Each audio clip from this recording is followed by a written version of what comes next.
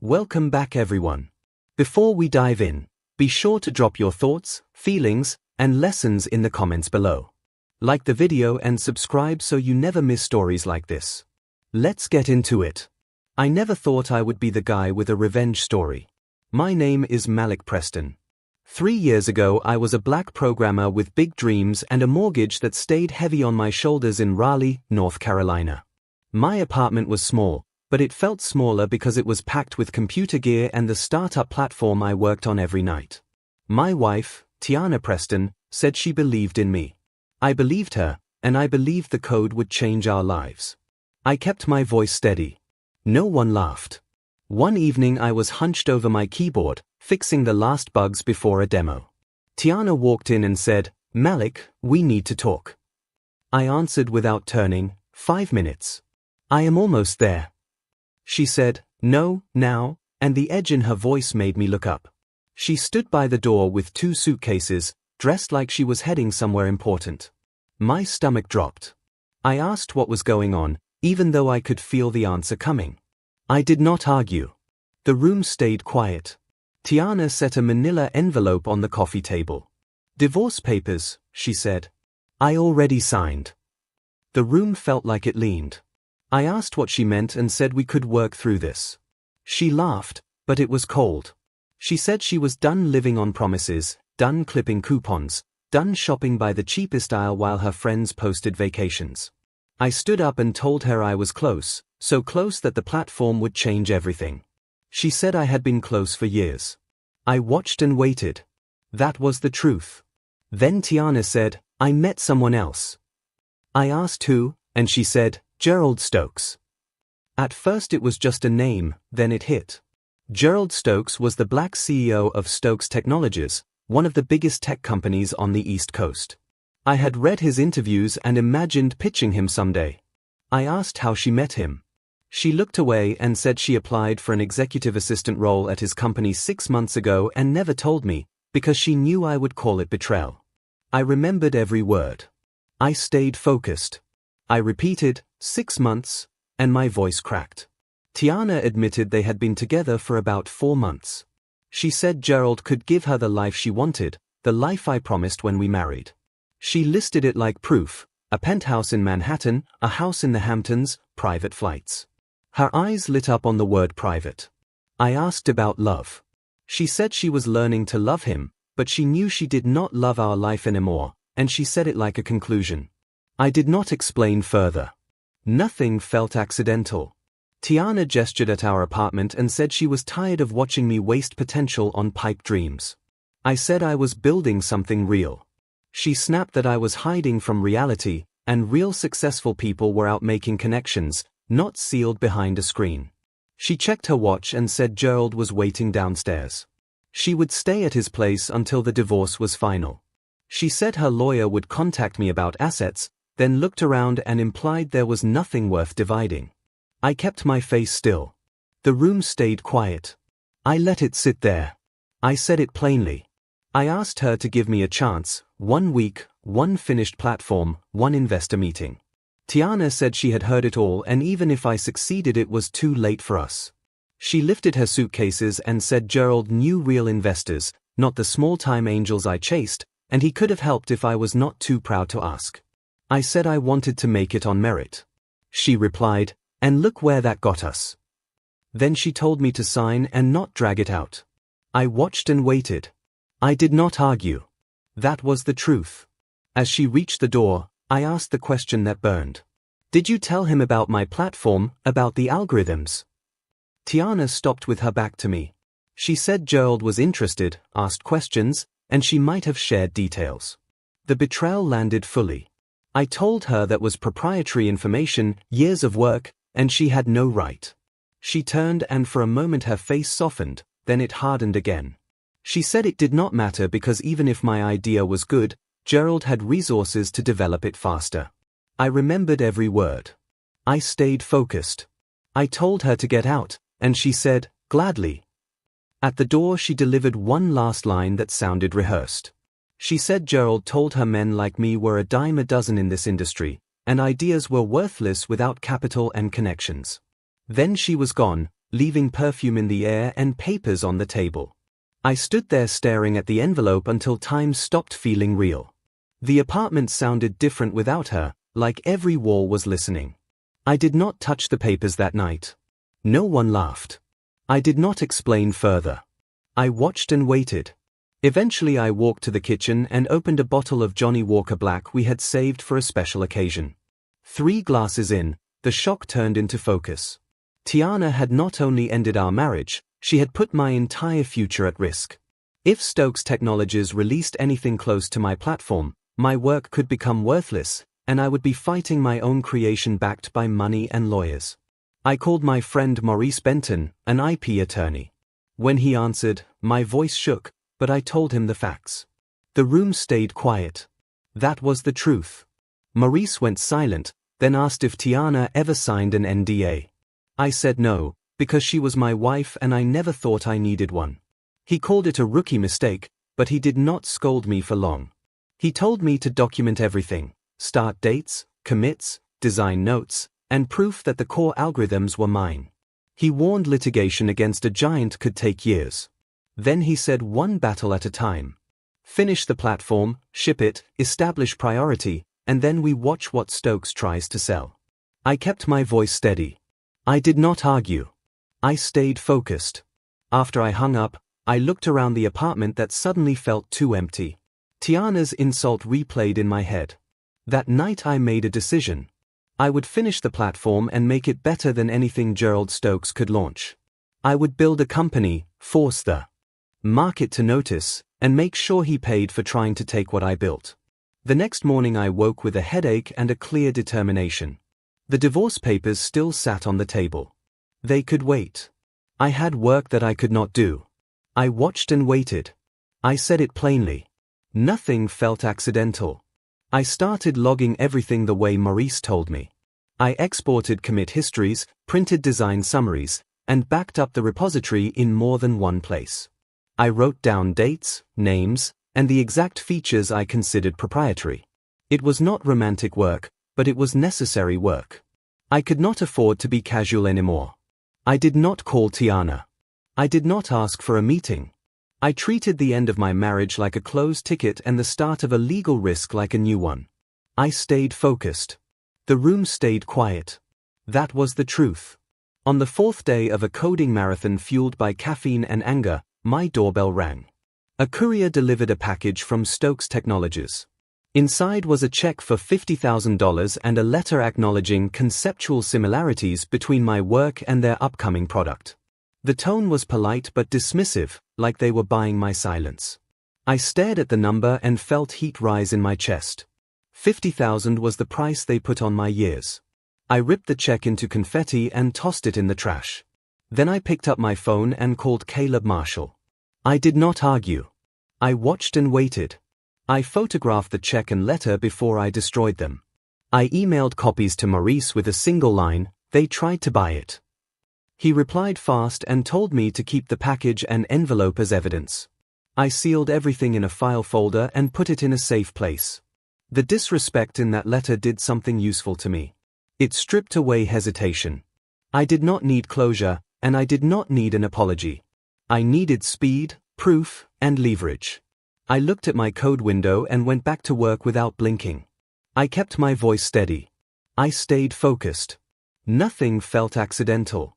Caleb answered and I said I was ready to show the platform tomorrow at 9. 2 days later I sat across from him in a Charlotte office, exhausted but prepared. I had worked all night to polish the demo and lock down the core code. Caleb asked why Tiana was not with me because she usually sat in. I said we were separated. He offered a brief apology and I told him it would not affect the project. If anything, it made me more committed. He nodded and told me to show him what I had built. The room stayed quiet. I did not explain further. I watched and waited. Before I opened the laptop, I slid a short confidentiality agreement across the table. It was not dramatic, just business. Caleb signed it without complaint. I told him I was done being casual about protection. He said he respected that. I took a breath, opened the demo, and began. The software spoke for itself, but I still explained each step as if I was teaching. I did not oversell. I did not beg.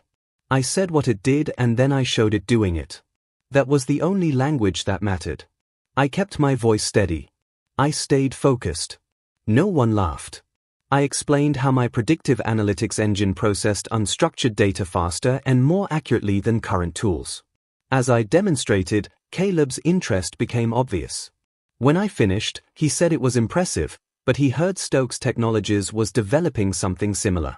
My stomach tightened, but I kept my tone steady and said mine was better and I could prove it. He asked how. I said to give me any dataset, something hard, and I would run it live. Caleb made a call, then had an assistant email over a large dataset from one of his portfolio companies. I watched and waited. The room stayed quiet. That was the truth. I imported the data, set parameters, and let my algorithms run. Within minutes, the screen produced patterns and predictive signals that lined up with outcomes the company already knew but could not model. Caleb leaned forward, eyes wide, and said it was remarkable. I told him it was only the beginning and funding would let me expand capacity and deployment. By the end of the meeting, he was excited. He offered $2 million in seed funding for 15% equity, but he said I had to move fast. If Stokes beat me to market, the story would be harder. I said they would not. I did not argue.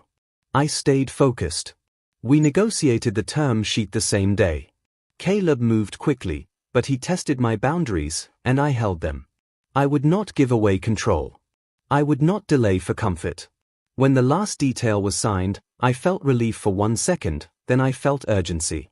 The funding was not a finish line. It was fuel. I asked Caleb for introductions and he promised access to people who mattered. I left his office with paper in my hand and a plan in my head. Hope showed up again, but it came with teeth this time. I kept my voice steady. Nothing felt accidental. I watched and waited. Before I left, I told Caleb I needed something else besides money. I needed introductions, press, and access to rooms where decisions were made. I wanted the tech world to know who built the platform. Caleb smiled and said the network might matter more than the check. He promised to connect me to founders, journalists, and enterprise buyers. When I walked out with a signed term sheet, I felt hope for the first time since Tiana left. I also felt a sharper emotion underneath it, a plan forming that went beyond success. I did not need to win quietly. I needed to win publicly, on record. I stayed focused. I did not explain further. The room stayed quiet. Caleb started making calls immediately. He introduced me to a communications consultant who taught me how to speak without sounding defensive. He connected me to 2 founders who warned me about common mistakes, and I listened. I built a pitch deck that stayed simple: problem, proof, product, and path. I did not mention Tiana. I did not mention Gerald. I let performance do the talking. The phone calls multiplied and so did the meetings, but I kept coding between them. I refused to let attention become a substitute for progress. The platform had to stay ahead. I kept my voice steady. That was the truth. I watched and waited. Over the next 3 months I barely left my apartment except for meetings and legal paperwork. I incorporated Preston Analytics in Delaware and hired a small team of developers who could work fast and keep quiet. Maurice helped me file the right protections and update contracts so no one could claim confusion later. The divorce finalized with minimal fuss. Tiana did not ask for much. She acted confident that Gerald would provide everything she wanted. I signed the documents without reading them, because I was already looking forward to it. I lived in sprints, shipped features, and built discipline into every process. I stayed focused. I did not argue. Nothing felt accidental. Hiring was its own test. I interviewed people for skill and for restraint. I needed talent, but I also needed discretion.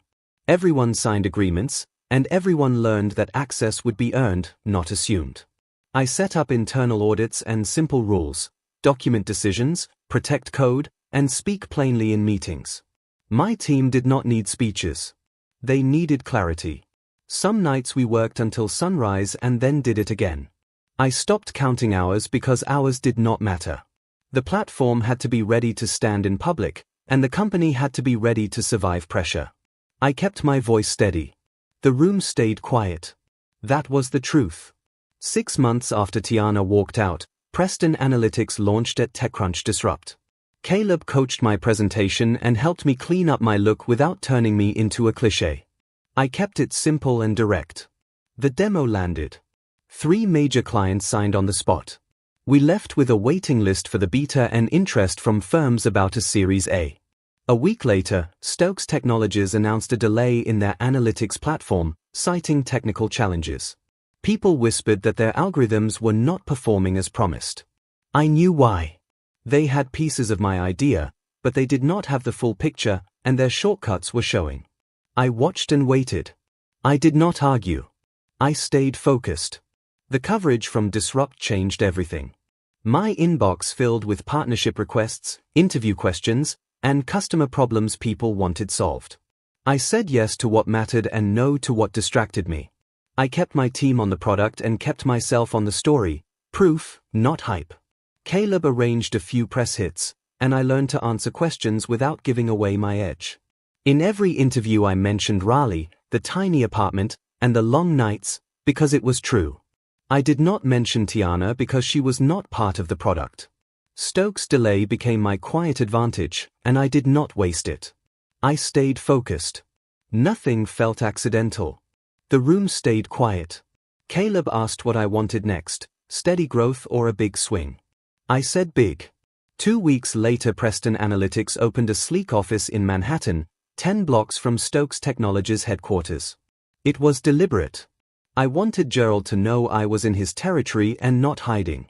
Our Series A raised $18 million, and we scaled faster than our competitors expected. I pushed the team hard and pushed myself harder. I also transformed my image. The rumpled programmer disappeared, replaced by someone who could walk into a room and own it without shouting.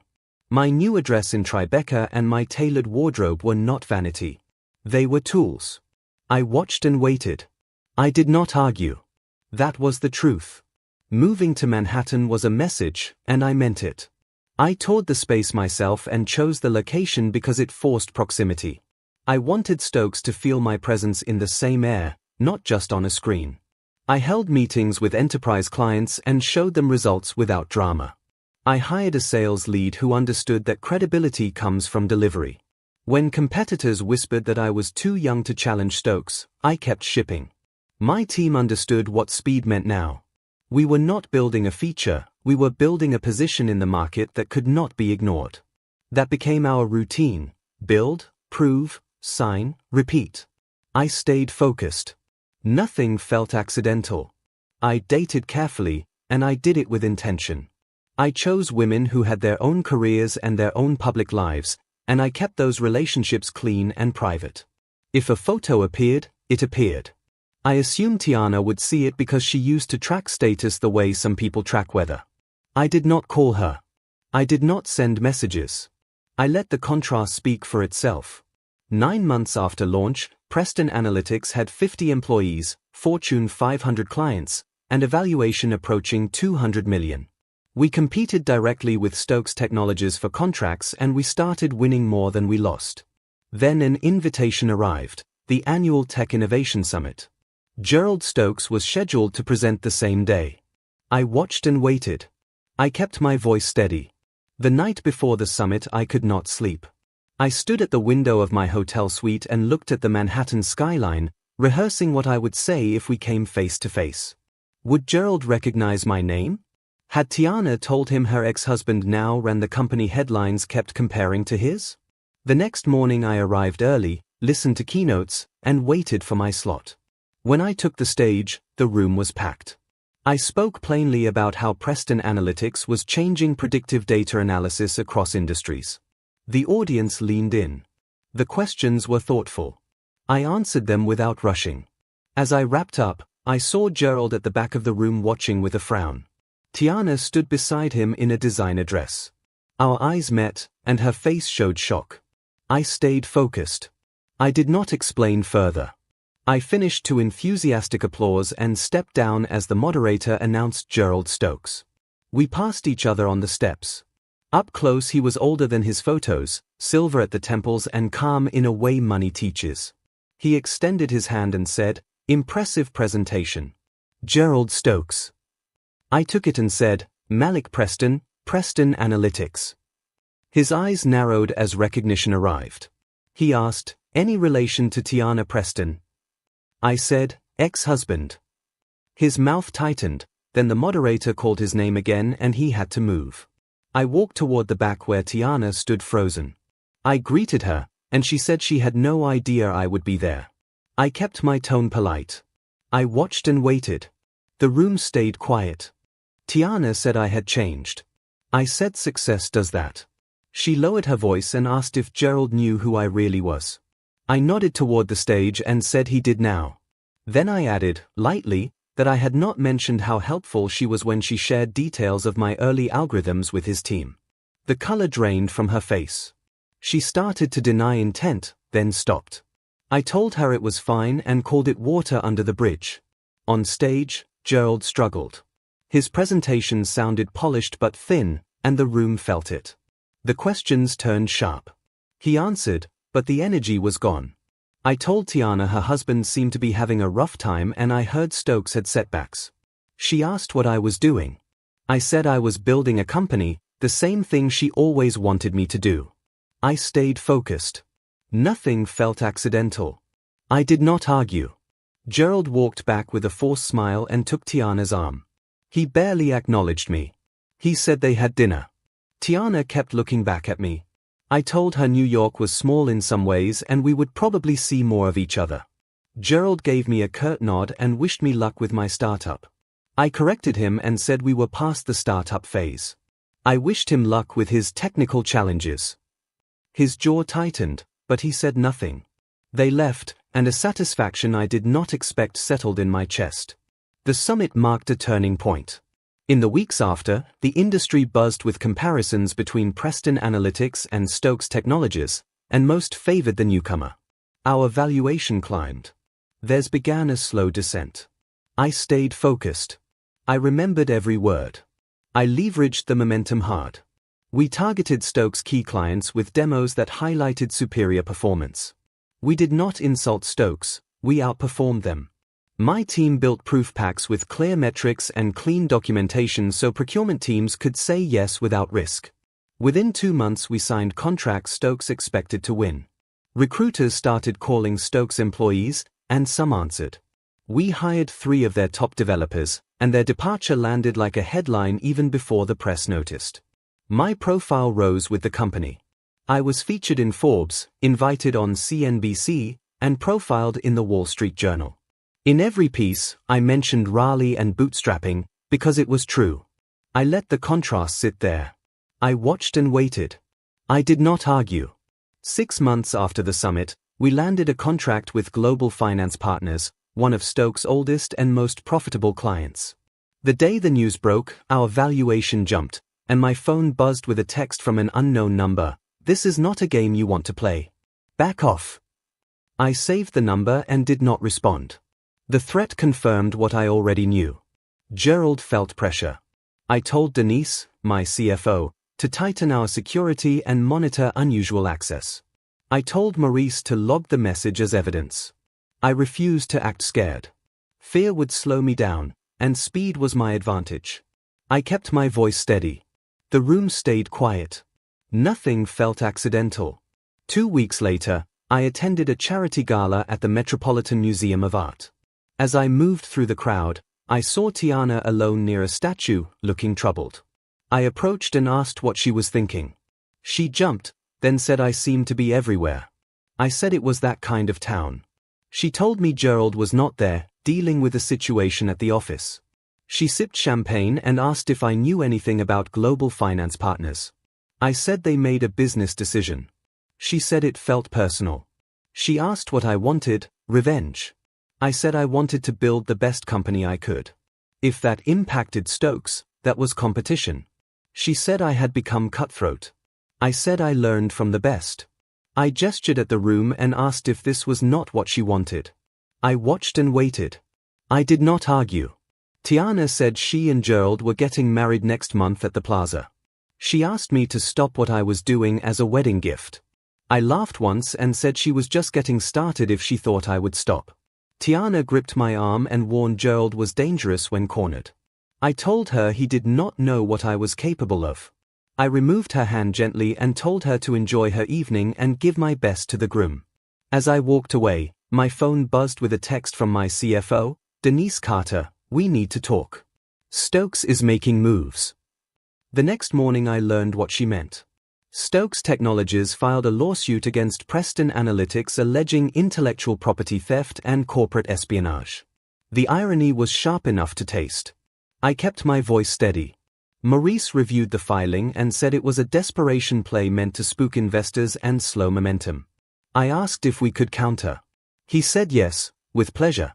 He said we would file a counterclaim alleging Stokes' delayed platform was built from my work shared without authorization during my marriage. That would pull Tiana into it. I said it did not bother me. She made her choice. The legal battle made headlines, adding fuel to the rivalry. Our valuation dipped briefly, then recovered when analysts questioned Stokes' claims and praised our product. 3 days after the lawsuit, an invitation arrived on thick cream paper with gold embossing. Mr. and Mrs. Gerald Stokes request the pleasure of your company at their wedding. Inside was a handwritten note from Tiana. She wrote she wanted me to see what real success looked like and claimed no hard feelings. I watched and waited. Nothing felt accidental. I RSVP'd, Malik Preston +1 will attend. Then I called Denise and asked for everything on Stokes Technologies' finances, board members, shareholders, outstanding loans, and vulnerabilities. Denise asked if I was thinking about acquisition. I said something like that. What we found was revealing. Despite the appearance of strength, Stokes was over-leveraged. Gerald had taken risks, expanded aggressively, and the stock looked fragile. The lawsuit against us appeared to be a smokescreen to distract from weakness. With the right timing, a takeover was possible. I began buying shares through investment vehicles and small positions that would not trigger alarms. I also met institutional investors and suggested the leadership might not be as stable as it looked. 2 weeks before the wedding, I received another text, "I know what you're doing. Back off or I will destroy everything you built." I forwarded it to Maurice. More evidence. I stayed focused. The next day, Stokes announced a surprise press conference. Gerald stood before cameras and unveiled a pivot toward artificial intelligence and machine learning, an area where we had not yet led publicly. The market reacted with a jump in their stock, and Caleb called me immediately. He said Gerald was trying to outflank me. I told him to let Gerald try. He was too late. The week before the wedding, we made our move. Preston Analytics announced a tender offer for Stokes shares at a premium hard to resist. The business world reacted with shock. A young company swallowing a giant looked impossible. What they did not know was we already controlled a large position and had commitments from enough holders to cross 50%. The takeover was hostile, swift, and brutal, and it was legal. Gerald called me directly, voice shaking with rage. He said the board would not allow it. I told him the board did not have a choice. I watched and waited. I kept my voice steady. Gerald said it was about Tiana, that I was punishing him because she chose him over me. I told him it was business. He threatened me, sued my company, and tried to buy my work for $50,000. He assumed there would be no consequences. He said he would fight with everything he had. I told him he did not have much left. Then I reminded him he still had the wedding to look forward to, and I said I was looking forward to meeting his board members in a social setting. I hung up before he could respond. The timing was not random. I wanted Gerald distracted, off balance, and humiliated right before his big day. I did not want the wedding to stop. I wanted it to proceed, because the last card required an audience. I stayed focused. Nothing felt accidental. The room stayed quiet. The wedding day dawned bright and clear. I dressed carefully in a dark custom suit, wore a platinum watch, and had my driver take me to the plaza. My +1 was Nia Howard, my VP of Operations, a black executive who understood exactly what the day was about. I told her we were not there to make a scene. We were there to observe. The ballroom was filled with orchids, a string quartet, and guests in expensive clothes. I recognized faces from business magazines. Gerald invited top names from New York society, and his board members were there too, trying to smile. When Tiana walked down the aisle in a designer gown, I felt nothing. Not anger, not loss, not satisfaction. I watched like a witness, not an ex-husband. The ceremony was brief, vows were exchanged, and everyone applauded. I clapped politely. I stayed focused. During the reception, Gerald and Tiana made rounds accepting congratulations. Gerald's phone buzzed. He checked it, frowned, and excused himself. Minutes later he returned looking pale and whispered urgently to an executive. More phones buzzed. The business guests began to realize something was happening. Then Gerald saw me. Our eyes met across the room. I raised my glass in a silent toast. Confusion on his face shifted into shock as recognition turned into fear. He started toward me, but a board member intercepted him and showed him something on a tablet. Gerald's face was drained of color. The news had broken. Preston Analytics had acquired a controlling interest in Stokes Technologies. Effective immediately, the board would be restructured with me as chairman. In plain terms, I now controlled his company. Tiana kept smiling at guests, still floating in wedding energy, unaware of the business collapse around her. I watched and waited. That was the truth. I approached Tiana and said she looked beautiful. The shock on her face was immediate. She said she did not think I would come. I said I would not miss her big day. I kissed her cheek, the same perfume, the same practiced smile. I told her marriage was serious, almost as serious as business. She asked what I was doing there. I said I was invited and I wanted to see how the other half lived. She looked me over and said I had changed. I said success does that. She glanced at Nia and called her pretty. I introduced Nia as my VP and said she was brilliant. Then I asked Tiana if she had checked on her husband because he seemed preoccupied. She looked across the room and saw Gerald surrounded by agitated men in suits. She asked what was going on. I said it was business news and it did not have to ruin her day. Then I asked if she was happy, if she got everything she wanted. I watched and waited. I did not argue. Gerald appeared at Tiana's side with rage barely contained. He told her they needed to talk. Tiana asked what was wrong. Gerald snarled and told her to ask me. I offered my hand and congratulated him on his marriage. He ignored it and accused me of orchestrating this on his wedding day. Tiana looked between us, confused. Gerald said I had taken over the company in a hostile takeover announced during their reception. Tiana turned to me and asked if it was true. I shrugged and said business is business, timing is everything. Gerald's face tightened as guests began whispering, reading phones, pointing. The elegant reception was becoming a scandal. I suggested we discuss it privately and said my team had prepared a transition plan that was generous all things considered. Gerald said he would not hand over his company. I told him he did not have a choice and the shareholders had spoken. I offered him an advisory role. He repeated the words like they were poison. I stayed focused. Nothing felt accidental. The room stayed quiet. Tiana stared at me like she had never seen me before. She asked how I could do this today. I laughed softly and reminded her she left me for this man the day before I secured funding that changed my life. I told her she shared proprietary details of my platform with him, then invited me to watch her marry him. Gerald narrowed his eyes and asked what proprietary information I meant. Tiana's face flickered with guilt. She tried to soften it, saying she mentioned my project in passing. I told Gerald she told him enough to incorporate elements into his platform, not enough to replicate it, but enough to raise concerns his lawyers should have caught. Gerald turned to Tiana and asked if it was true. Tiana stammered. I finished for her. She did not think it mattered because I was a nobody who would never amount to anything. The color drained from her face. I straightened my tie and said I needed to speak with my new board members.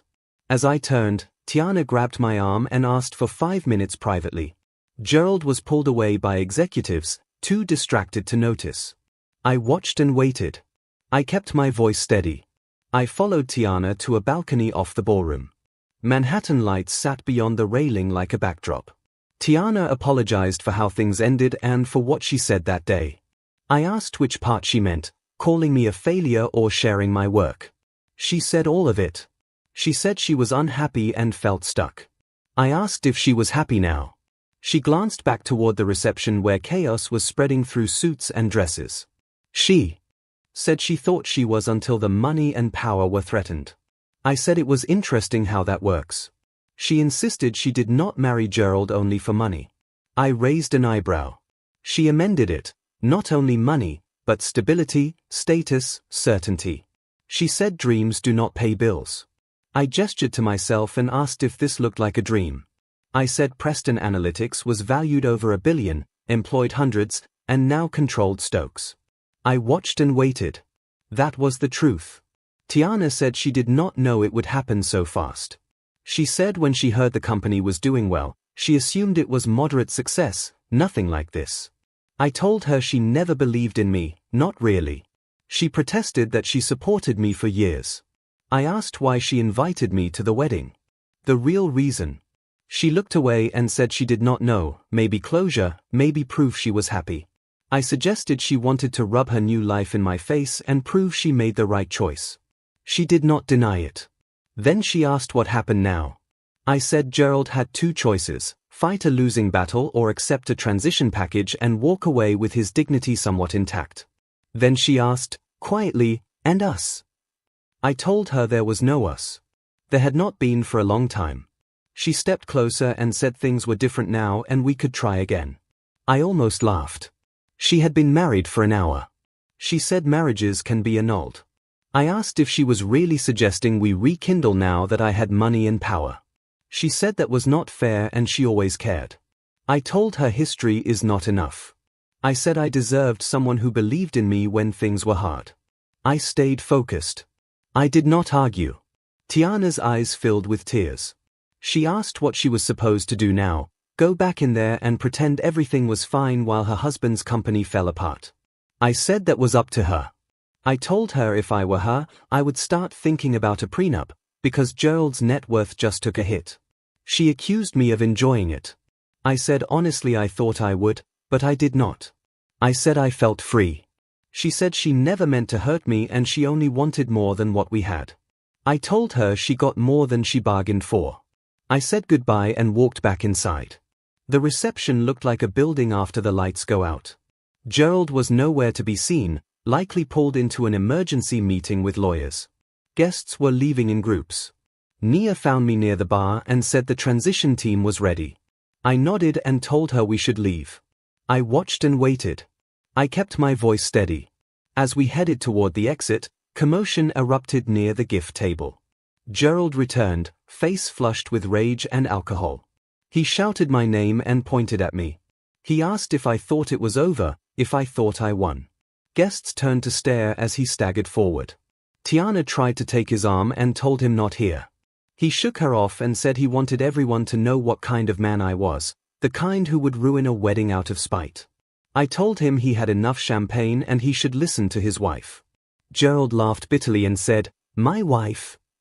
Then he turned to Tiana and accused her of setting him up. He said it was convenient. She left me, told him about my project, and then I showed up rich and took his company. The accusation hung in the air. People gasped. I told him that was enough and he was embarrassing himself and his bride. Gerald lunged forward and grabbed my lapels. Security moved in. Before they reached us, he swung. His fist connected with my jaw, more shocking than painful. The room went silent. I straightened my tie and asked if he felt better. I stayed focused. I did not argue. 2 security guards took Gerald's arms.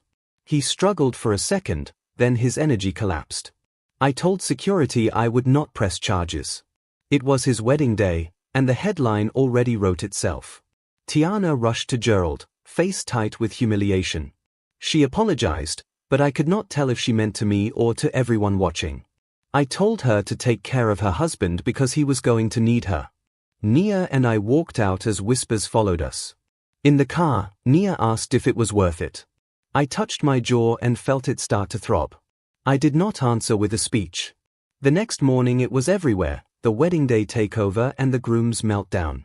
By Monday, Gerald was officially removed as CEO of what was now Preston Stokes Enterprises. The board voted unanimously, eager to distance itself from scandal. Gerald tried interviews, but each one made him look less controlled. His accusations grew desperate. I stayed focused. I kept my voice steady. The lawsuit ended the way most corporate fights end, with documents, signatures, and quiet terms. Our counterclaim forced Stokes to answer questions it did not want asked, and the board's priority shifted to stability. A settlement included Gerald's resignation, a non-disparagement clause, and restrictions against soliciting clients or staff.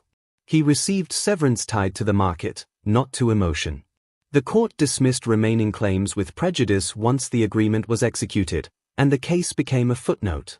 I did not celebrate. I returned to work. Integration needed discipline, not victory laps. I sent a message to all employees: no one would be punished for past loyalty, but everyone would follow new standards. Denise remained CFO and Nia led operations and compliance. We tightened access controls, documentation, and contracts so no one could claim confusion about ownership again. I watched and waited. I did not argue. That was the truth. Integration forced us to grow up fast. We kept teams intact where it made sense and replaced weak leadership where it did not. We made the reporting line simple, because complexity hides problems. I held short meetings and asked direct questions. What is shipping? What is blocked? What is at risk? I did not allow vague answers. The platform that started on my laptop now ran on secured clusters with monitoring and audits. We expanded into healthcare, logistics, and finance because the product delivered results quickly. Denise insisted on governance, and I backed her. I did not want my success to turn into arrogance. I had watched Gerald smile like he was untouchable, and I remembered how fast that illusion collapsed. I built habits that refused illusion: logs, reviews, approvals, and accountability. I stayed focused. Nothing felt accidental. The room stayed quiet. Tiana filed for divorce 3 months after the wedding. The prenup limited her settlement, and without Gerald's power, she disappeared from the circles she chased. I heard she moved back to North Carolina and took a job she could get without introductions. Messages from her appeared sometimes, apologies and requests for a conversation. I did not open them.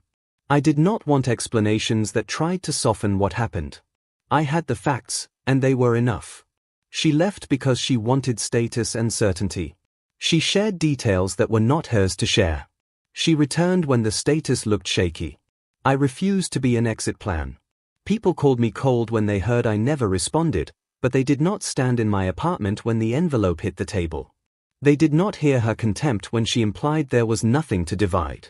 They did not see her eyes light up at private flights. I kept my voice steady. I stayed focused. Gerald's downfall became quieter, like most collapses do. He stopped appearing at events. His allies distanced themselves. An article mentioned he retreated to his Hamptons house, drinking heavily and refusing visitors. I expected to feel pleasure reading that, but I did not. I felt free, and freedom is different from pleasure. Freedom meant I no longer woke up needing someone's approval. Freedom meant my company's direction was not hostage to another man's threats or my ex-wife's impatience. The punch on my jaw turned into a small reminder, not a wound. People cornered by facts sometimes swing at air. I refused to swing back. I let the law and the market do the work. I stayed focused. I did not argue. That was the truth. At a board meeting, a director asked if we should drop the Stokes name. I said no. Names are reminders. The name reminded us not to confuse appearance with strength. Stokes Technologies looked unbeatable until it was not. The name reminded us that leaders can be over-leveraged behind a polished story, and stability can be staged. It reminded me that I once stood in a small apartment being told my future was worthless. I never forgot that sentence, because it forced me to choose what I believed. I chose to believe in the work, not in people's opinions of it.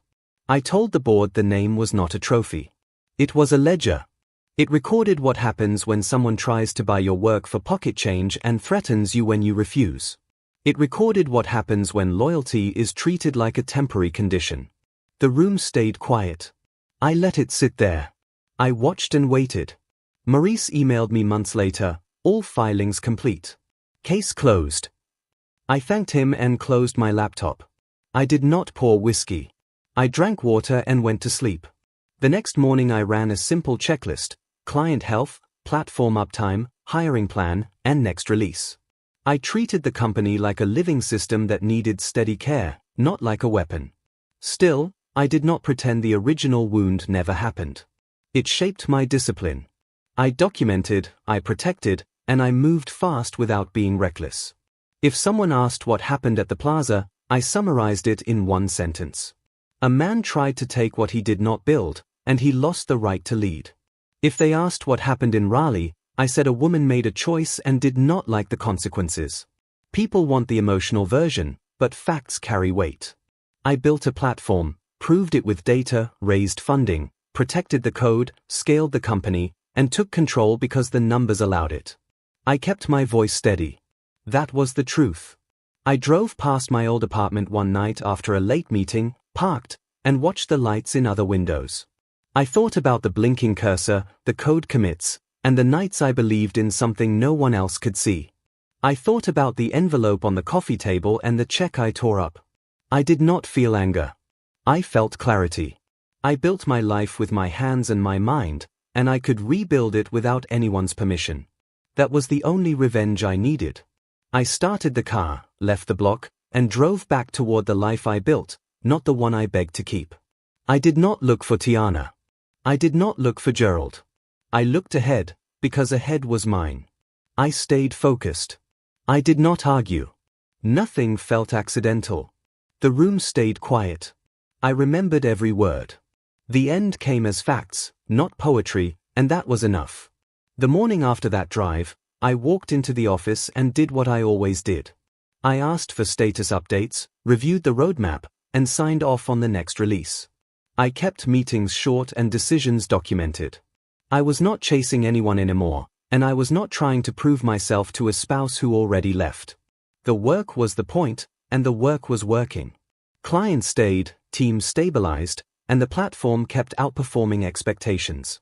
Sometimes I caught myself waiting for an apology that would never matter.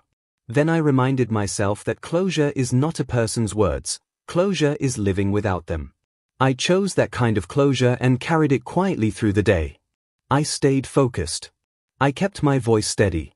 I did not argue. The room stayed quiet. Nothing felt accidental. I watched and waited. The truth held. I stopped measuring my life by what I lost and started measuring it by what I built. That shift changed everything. The old apartment became a memory, the divorce became a document, and the insults became fuel that burned out into discipline. I learned how to hire, how to lead, how to negotiate, and how to protect what matters.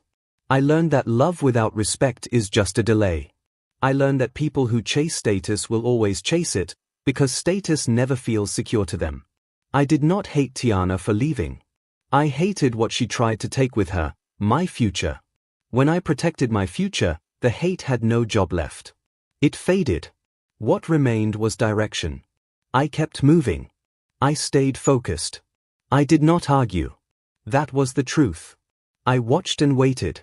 At the next quarterly call, an analyst asked me if the rivalry was over. I said rivalry is a story people tell. Our job was to ship software and serve clients. I refused to keep Gerald alive in my strategy as a villain, because villains can become excuses. The market is bigger than one man and one betrayal. We built a product that solved problems, and that is why we grew. The takeover was not revenge, it was control. Control meant no one could weaponize my work against me again, and no one could threaten my employees' jobs with a lawsuit meant to slow us down. I kept the answer short and let the numbers speak. After the call, I sat alone for a minute and noticed how calm the room felt. Calm was new. Calm was earned. I stayed focused. I kept my voice steady. I did not explain further. I watched and waited. People still asked about Tiana sometimes, as if my life was a magazine story and not a set of decisions. I told them I do not discuss my marriage in business settings. The truth is I stopped needing her to understand anything. Understanding would not change what she did. She left when belief was required and returned when profit was visible, and that pattern explains itself. When her emails arrived, I deleted them without reading. That was not punishment. That was protection. I protected my time, my attention, and my peace the same way I protected my code. I kept my circle small and my standards clear. I did not seek revenge in relationships. I sought reliability. The people around me now believe in me when the room is quiet, not when the cameras are on. That is the only kind that matters. I stayed focused. I did not argue. I watched and waited. One afternoon, Maurice told me something that stuck. He said most people think intellectual property is only code, but it is also memory, dates, context, and proof of intent. I understood that because my memory was what kept me honest.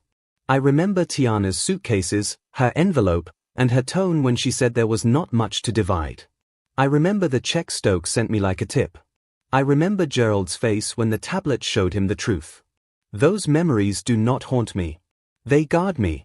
They keep me from getting soft, careless, or grateful in a way that becomes blind.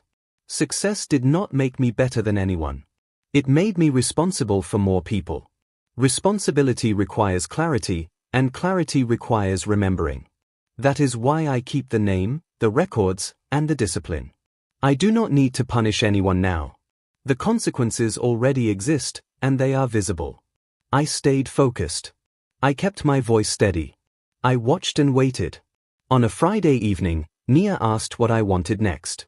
I told her I wanted stability that was real, not staged.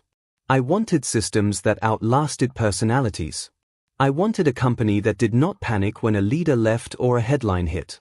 I wanted the product to speak so clearly that marketing could be quiet. She smiled and said that was rare. I said it was necessary. I built this with my hands, and I did not want it to die because someone else wanted to feel important. I watched too many people chase the appearance of success. I chased proof. Proof saved me. Proof funded me. Proof protected me when lawsuits came. Proof let me take control when it was time. I told her that is what I want next. More proof, more discipline, and less noise. The room stayed quiet.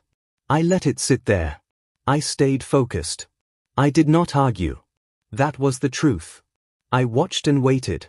When I think back, I do not see a single dramatic moment as the turning point. I see a chain of choices. I chose not to beg after the first shock. I chose to document instead of complain. I chose to build instead of collapse. I chose to protect my work when I learned it could be stolen. I chose to take investment and leverage it instead of spending it on comfort. I chose to compete on performance instead of gossip. I chose to buy shares when the math allowed it. I chose not to press charges because I needed stability more than I needed revenge. And I chose not to reply to Tiana because my peace is worth more than her regret. Those choices created the life I live now. People call it karma or fate. I call it discipline. Discipline does not feel romantic, but it works. I stayed focused. I kept my voice steady. I watched and waited. Some nights, I still picture the coffee table with that envelope on it. Not because it hurts, but because it reminds me how quickly life can change when someone you trust decides you are an inconvenience. That memory keeps me from assuming loyalty is automatic. It keeps me respectful, but not naive. I learned to put agreements in writing, to ask hard questions, and to judge people by patterns, not promises. If a person shows you what they value, believe them. Tiana valued status. Gerald valued control. I value proof. Proof is not glamorous, but it is durable. It cannot be sweet-talked, bought cheaply, or threatened away. It stands. That is why I am still standing. I do not need to tell the story with anger anymore. I can tell it like a report, because that is what it became: data, decisions, and outcomes. I stayed focused. I did not argue. The room stayed quiet. I watched and waited. I keep a small file in my desk: the courier receipt, the letter, the screenshots, and the timeline Maurice helped me build. It is not a souvenir. It is a reminder that I am not allowed to forget how I got here. People see the office, the clients, and the valuation, and they assume it was always inevitable. It was not. It was built while I was tired, while I was doubted, while I was alone in a room full of machines. It was built after betrayal, not before it. The betrayal did not create my talent, but it sharpened my urgency. Urgency made me finish. Finishing made me credible. Credibility made me funded. Funding made me visible. Visibility made Gerald nervous. Nervousness made him reckless. Reckless made him vulnerable. Then the math did the rest. I do not romanticize it. I respect it. I stayed focused. I kept my voice steady. I watched and waited. That was the truth. If I could speak to the version of myself sitting at that keyboard in Raleigh, I would not tell him to be careful with his heart. I would tell him to be careful with his work. Love can end. Work becomes your footprint. I would tell him to record what he builds, to protect what he creates, and to stop treating ambition like something that needs permission. I would tell him not to measure progress by someone else's patience. I would tell him that the people who leave when life is hard are not the people you build with. He would not believe me at first, because he would still be trying to make the marriage work. But he would learn. He learned. And when he learned, he stopped begging. He started building. That is how this story ends, not with a punch or a scandal, but with a man who finally understands his own value and refuses to trade it away again. I stayed focused. I did not argue. I watched and waited. The room stayed quiet. I do not keep trophies from this. I do not keep photos from the wedding. I do not keep newspaper clippings of Gerald's fall. Those things would turn a hard lesson into entertainment. I keep the discipline, the paperwork, and the habit of moving forward without apology. In my life now, I do not chase anyone. I do not negotiate my worth. I do not accept contempt disguised as honesty. I build, I protect, and I lead. That is all. Some people will call that cold. I call it clean. Clean is what you become after you have been dragged through something that was messy. Clean is how you survive success without becoming the same kind of person who tried to crush you.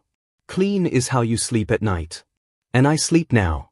I sleep without waiting for a suitcase by the door. I sleep without fearing a lawsuit. I sleep knowing the work is mine, and the future is mine. I stayed focused. I watched and waited. When people ask for a moral, I tell them there is no moral, only consequences.